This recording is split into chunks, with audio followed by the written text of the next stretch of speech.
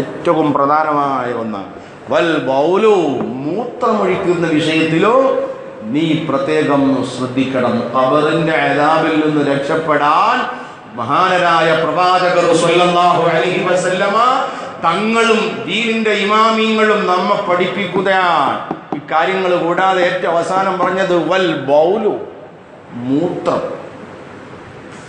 മൂത്രമൊഴിക്കുമ്പോൾ ആ മൂത്രമൊഴിക്കുന്ന വിഷയത്തെ നീ ഗൗരവമായി കാണണം.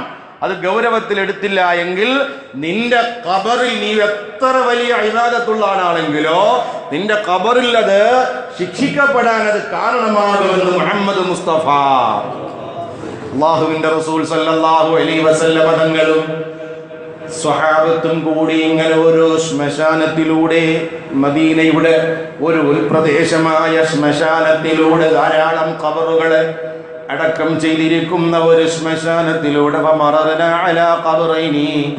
ബഹുമാനപ്പെട്ട സയ്യിദുനാ അബീ ഹുറൈറ റളിയല്ലാഹു അൻഹു ആകുന്ന നബി തങ്ങളുടെ പ്രിയപ്പെട്ട ശിഷ്യൻ പറയുകയാണ്, ഞാനും എൻ്റെ പ്രിയപ്പെട്ട സഹാബത്തുമായി നബി തങ്ങളോടൊപ്പം ഇങ്ങനെ നടന്നു പോകുമ്പോൾ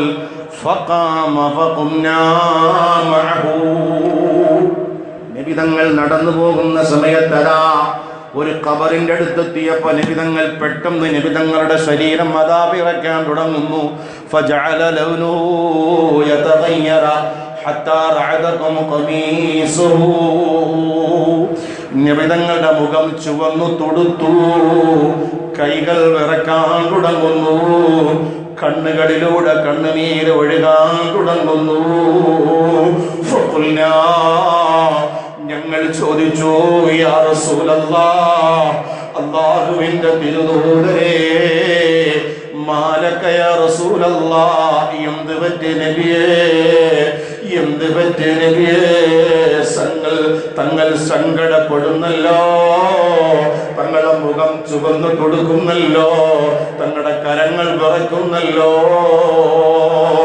അപ്പോഴാണ് നബി തങ്ങൾ പറയുന്നു, യാ സഹാബാ അമാ തസ്മഊന മാ അസ്മഉ, ഞാൻ കേട്ട കാര്യങ്ങൾ, ഞാൻ കണ്ട കാര്യങ്ങൾ, ഞാൻ ഈ നിൽക്കുന്ന ഖബറുണ്ടല്ലോ, ഈ ഖബറിന്റെ ഉള്ളിൽ ഞാൻ എൻ്റെ കണ്ണ് കണ്ട് അല്ലാഹുവിനെ കാണാൻ ഖബർ തന്ന ആ കറാമത്തിന്റെ മോചനത്തിന്റെ മാനുഷികതയുടെ കണ്ണുകൊണ്ട്, അസാധാരണമായ കണ്ണുകൊണ്ട് ഞാൻ ഈ ഖബറിലേക്ക് നോക്കുമ്പോൾ, എൻ്റെ ചെവി കൊണ്ട് ഞാൻ കേൾക്കുമ്പോൾ, ആ ഞാൻ കണ്ട കാര്യങ്ങൾ, ആ ഞാൻ കേട്ട കാര്യങ്ങൾ ഭയാനകമാണ്, ഭീകരമാണ്. സഹാബാ വമാദാ ദാക യാ നബി അല്ലാഹ്, എന്താണ് നബിയേ ഖബറിൽ നിങ്ങൾ കണ്ടത്? ഖബറിന്റെ ശിക്ഷയെ ലാഘവത്തോടെ കാണുന്ന, നിസാരതയോടെ തള്ളിക്കളയുന്നവരെ നിങ്ങൾ കേട്ടോ? അല്ലാഹുവിന്റെ റസൂൽ പറയുകയാണ്, ഹാദാനി റജുലാനി യുഅദ്ദിബാനി ഫീ ഖുബൂരിഹിമാ അദാബൻ ശദീദാ. ഞാൻ ഈ നിൽക്കുന്ന രണ്ട് ഖബറുകളിലെ, ഈ ഖബറും ഈ കാണുന്ന ഈ ഖബറും, ഈ രണ്ട് ഖബറിലെ ആളുകൾ യുഅദ്ദിബാനി അദാബൻ ശദീദാ, അതിശക്തമായി ഇവർ ഈ ഖബറിൽ ശിക്ഷിക്കപ്പെടുകയാ, അതിശക്തമായി ഇവർ ഈ ഖബറിൽ ശിക്ഷിക്കപ്പെടുകയാ. പക്ഷേ നബി തങ്ങൾ പറയുകയാണ്, അവർ ജീവിച്ചിരുന്നപ്പോൾ അവരുടെ ചിന്തയിൽ, അവരുടെ ബോധത്തിൽ, അവരുടെ ചിന്തയിൽ അത് വളരെ നിസ്സാരമായി കണ്ടിരുന്ന രണ്ട് കാര്യങ്ങളുടെ പേരിൽ അവർ ശിക്ഷ അനുഭവിക്കുന്നു. നബി മുഹമ്മദ് മുസ്തഫ ജീവിച്ചിരുന്നപ്പോൾ അവരതിനെ നിസ്സാരമായാണ് കണ്ടത്, അവരത് വലിയ ഗൗരവമായിട്ടൊന്നും കണ്ടിരുന്നില്ല. പക്ഷേ ഖബറിൽ ശിക്ഷിക്കപ്പെടാൻ വേണ്ടി മാത്രം അത് ഗൗരവമുള്ളതായിരുന്നു മുഹമ്മദ് മുസ്തഫ. ഫഖുൽനാ, ഞങ്ങൾ ചോദിച്ചു, ഫീമദാക യാ റസൂലല്ലാഹ്, ആ രണ്ടു കാര്യങ്ങൾ എന്തൊക്കെയാണ് നബിയേ?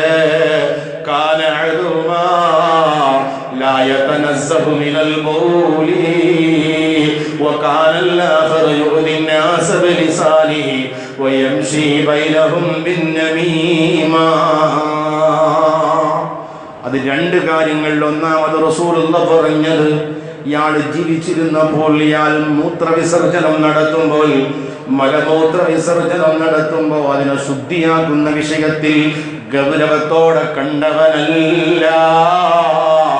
നിസാരമായി കണ്ടിട്ട് മൂത്രമൊഴിക്കാൻ മുട്ടിയപ്പോ പെട്ടെന്ന് കണ്ട പള്ളിയിലേക്കോ പള്ളിയുടെ മൂത്രപുരയിലേക്കോ മറ്റേതെങ്കിലും സ്ഥലത്തേക്കോ ഇവൻ ഓടിയങ്ങ് ചെന്നിട്ടവന്റെ കാര്യം സാധിച്ചുകൊണ്ട് പേരിന്നവൻ വെള്ളമെടുത്തൊന്ന് കഴുകിയിട്ട് ഓടിയവനാ. ഇവൻ മൂത്രമൊഴിച്ച് കഴുകി പോയതിന് ശേഷമോ ഇവന്റെ മൂത്രനാളിയിൽ നിന്ന് മൂത്രമുറ്റിറ്റി വീരട്ട ഇവന്റെ മുണ്ടും ഇവന്റെ ശരീരവും നജസായി മാറിയത് ഇവൻ അറിഞ്ഞില്ല സഹാബാ. അതുകൊണ്ടല്ലേ സഹാബാക്കളെ നിങ്ങളോട് ഞാൻ എപ്പോഴും പറയാറുള്ളത്, നിങ്ങൾ മൂത്രമൊഴിച്ചു കഴിഞ്ഞാൽ നിങ്ങളുടെ മൂത്രനാളിയുടെ അവസാനത്തെ തുള്ളി മൂത്രം വരെ പരിപൂർണമായി ഇറ്റുമാറിയെന്ന് ഉറപ്പ് വന്നിട്ടല്ലാതെ നിങ്ങൾ കഴുകി മാറല്ല. നബി മുഹമ്മദ് മുസ്തഫ പലപ്പോഴും ഞാൻ പറഞ്ഞിട്ടുള്ളതാണ്, നമ്മളാരും ശ്രദ്ധിക്കാത്തതാണ്. മൂത്രമൊഴിക്കാൻ മുട്ടിയ ഒറ്റ പോക്കാണ്, പോയ പോലെ മൂത്രമൊഴിച്ച് കഴുകിയിട്ട് അപ്പോൾ അതുപോലെ തിരിച്ചു വരുന്നതാണ്. നമ്മൾ ചിന്തിച്ചു ഇയാൾക്ക് മൂത്രമൊന്നും ഒഴിക്കാൻ മുട്ടില്ല, ചുമ്മാ പോയാണോ, എന്തൊരു ഫാസ്റ്റിലാണ് പോയിട്ട് വന്നത്, എന്താ അവിടെ സംഭവിച്ചത്? മൂത്രമൊഴിക്കാൻ മുട്ടി, രാവിലെ മുട്ടിയതാ, ഉച്ചയ്ക്ക് ഒഴിക്കാൻ പറ്റി, അങ്ങനെ പോവാണ്. മൂത്രം ഒഴിച്ചിട്ട് പെട്ടെന്ന് ഒരു ടാപ്പ് വെള്ളം അങ്ങോട്ട് എടുത്തിട്ട് ബിള കഴുകി അങ്ങോട്ട് ഇറങ്ങി ഒറ്റ പോക്കാണ്. ഇവൻ എഴുന്നേറ്റ് കഴിഞ്ഞിട്ടാണ് 3-4 തുള്ളി മൂത്രം ഇവന്റെ മൂത്രനാളിയിൽ നിന്ന് പിന്നെ ഇറങ്ങി വരിക. മുഹമ്മദ് മുസ്തഫ നബിതങ്ങളെ പോലെ വൈദ്യശാസ്ത്രം പഠിച്ചൊരൊറ്റ മഖ്ലൂഖ് പ്രപഞ്ചത്തിൽ വേറെ ഇല്ല. അതൊക്കെ ഇൻഷാ അല്ലാഹ് റബീഉൽ അവ്വൽ വരാൻ നമുക്ക് അന്ന് വിശാലമായി പറയാം. മുഹമ്മദ് നബിയെ പോലെ ഞാൻ കണ്ടതിൽ വെച്ച് പ്രപഞ്ചത്തിലോ മഹാനായ ഡോക്ടർ വേറെയില്ല എന്ന് ഡോക്ടർ ബർനാൻ ഷാ അമേരിക്കക്കാരനായ ചരിത്രകാരൻ പറഞ്ഞത്. അതുകൊണ്ടാണ് മുഹമ്മദ് നബി ലോകം കണ്ട ഏറ്റവും വലിയ ഡോക്ടറാണെന്ന്. അതൊക്കെ ശാസ്ത്രം ഇപ്പോൾ തെളിയിച്ചുകൊണ്ടിരിക്കുകയാണ്. എന്തുകൊണ്ട് നിങ്ങൾ മലമൂത്ര വിസർജനം നടത്തുമ്പോൾ ഇടത് കാലിൽ ചാരി ഇടത് ഭാഗം ചരിഞ്ഞിരിക്കണമെന്ന് മുഹമ്മദ് മുസ്തഫ. എന്തേ ഒക്കെ ധാരാളം പറയേണ്ട വിഷയങ്ങളാണ്, ഇരിക്കട്ടെ. അപ്പോൾ നബി തങ്ങൾ പറയുകയാണ്, മൂത്രമൊഴിച്ചു കഴിഞ്ഞാൽ അവൻ്റെ പെനിസിനെ, അവൻ്റെ ദക്കറിനെ, അല്ലെങ്കിൽ അവൻ്റെ ഗുഹ്യസ്ഥാനത്തെ എല്ലാ തുള്ളിയും അവൻ ഞെക്കിയെടുത്തു കളഞ്ഞതിന് ശേഷം അപ്പോഴൊന്നും കഴുകാൻ നിൽക്കരുത്. നല്ല കുടഞ്ഞു കളഞ്ഞതിനു ശേഷം അവൻ്റെ കൈയുടെ ഇടത്തെ കൈയുടെ കൈയിൽ അവൻ്റെ മുഖ്യസ്ഥാനത്ത് എടുത്തു വെച്ചൊന്ന് പരമാവധി സൂക്ഷിച്ചുകൊണ്ട് വസ്ത്രങ്ങളെ ഒതുക്കി വെച്ചുകൊണ്ട് അവനൊന്ന് എഴുന്നേറ്റ് നിന്ന് 2-3 ചുമച്ചുക. പറ്റുമെങ്കിൽ ഒരു 4 അടി നടക്കുക, പറ്റുമെങ്കിൽ ഒന്ന് പോയൊന്ന് വെറുതെ ഇരിക്കുക. അതിനുശേഷം നീ വന്നിട്ടൊന്ന് ഞെക്കി നോക്കിക്ക മോനെ, നിന്റെ കയ്യിൽ 4-5 തുള്ളി മൂത്രമുണ്ടാകും കേട്ടോ. ആ മൂത്രത്തിന്റെ തുള്ളി നിന്റെ വസ്ത്രത്തിൽ നീ കൊന്നില്ലേ, പറ്റിയില്ലേ? ആ നജസായ വസ്ത്രവും കൊണ്ട് ശരീരവും കൊണ്ടല്ലേ നീ ആയിരക്കണക്കിന് ജനങ്ങൾ ജുമുഅ ചാത്തന്നൂർ പള്ളിയുടെ അകത്തളത്തിൽ റബ്ബിനെ പൊഴിച്ചു കൊണ്ടിരിക്കുമ്പോൾ നിന്റെ തൊട്ടടുത്തുള്ള പാവപ്പെട്ട മുഅ്മിനിന്റെ ശരീരവും നീ നിൽക്കുന്ന പള്ളിയും കൂടി നജസാകുന്ന തരത്തിൽ നീ വന്ന് കയറിയതെങ്കിൽ ഇതിനേക്കാൾ ഗൗരവം വേറെയുണ്ടോ? നിങ്ങൾ പറയും ഇതിനേക്കാൾ ഗൗരവം വേറെ ഉണ്ടോ? എന്നാ പിന്നെ പെടുക്കാൻ കഴിയട്ടെ, കഴുകാൻ നടന്നാൽ പോരെ. കഴുകുന്നെങ്കിൽ മര്യാദയ്ക്ക് കഴുകണം. അല്ലാഹു തൗഫീഖ് നൽകട്ടെ. ഞാൻ പലപ്പോഴും പറഞ്ഞിട്ടുള്ളതാണ് ഈ വിഷയം. ഞാൻ ഏതായാലും നിർത്തുകയാണ്. പറഞ്ഞ ഭാഗമൊന്ന് തീർത്തുകൊള്ളട്ടെ. സഹോദരങ്ങളെ, രണ്ടാമത് നിമിതങ്ങൾ പറയുകയാണ്, മറ്റേ ഖബറിൽ ശിക്ഷ അനുഭവിക്കാൻ അയാൾ ചെയ്ത തെറ്റെന്തെന്നറിയുമോ? അയാളും അതത്ര വലിയ ഗൗരവമായി ദുനിയാവിൽ കണ്ടിരുന്നില്ല.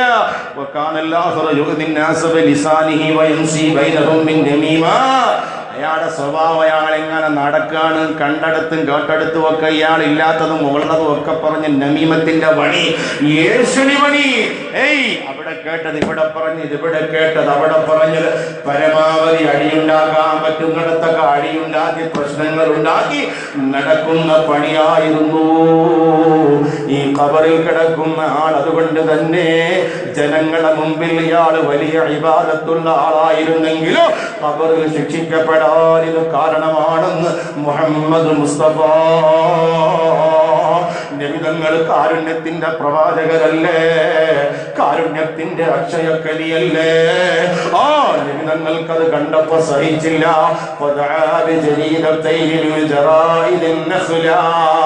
തന്റെ പ്രിയപ്പെട്ട സഹാബക്കളോട് പെട്ടെന്ന് പറഞ്ഞു, ഓടിപ്പോയി പിന്നെ കാണുന്ന രണ്ട് മരത്തിൽ നിന്ന് 2 ചെടിയുടെ തണ്ടുകൾ ഒടിച്ചു കൊണ്ടുവരിക.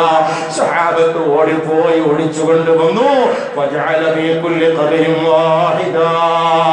ഓരോ ഖബറിന്റെ തലഭാഗത്തും കാലുഭാഗത്തും നബിതങ്ങൾ അവിടുത്തെ പരിശുദ്ധമായ കരങ്ങൾ കൊണ്ട് ആ ചെടി ഇങ്ങനെ നാട്ടിവെച്ചു, കുഴിച്ചിട്ടു. ഇത് മനസ്സിലാകാത്ത സഹാബത്ത് ചോദിച്ചു, യാ റസൂലല്ലാഹ് വഹൽ യൻഫഉഹും ദാലിക?